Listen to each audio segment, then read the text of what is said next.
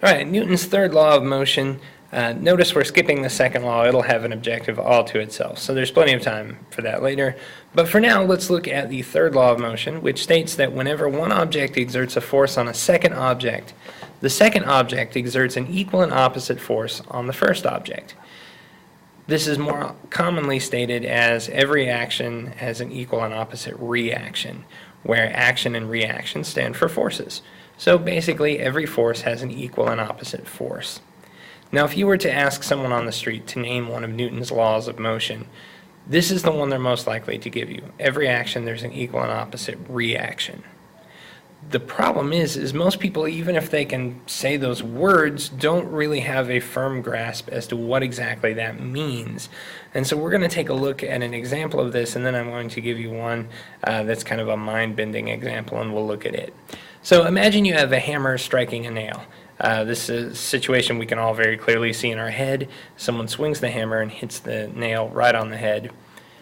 It's kind of easy to see that the hammer puts a force on the nail, and that force is in the direction that the hammer strikes.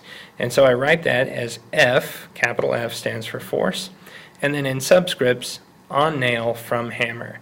So that means this arrow represents the force on the nail from the hammer. And this part makes sense. We hit the nail with the hammer. There's a force. Remember, forces cause changes in motion.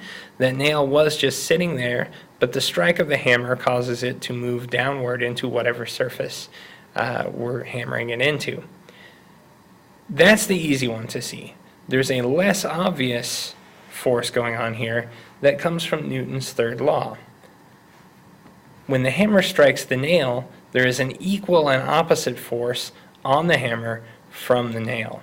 And if you stop and think about it, it makes sense, because when you strike, say you swing a hammer and you hit that nail, the hammer stops when it hits the nail. It stops and sometimes bounces back up. What's causing that change of motion in the hammer? There must be a force there, because the motion of the hammer did change, and that force is actually coming from the nail.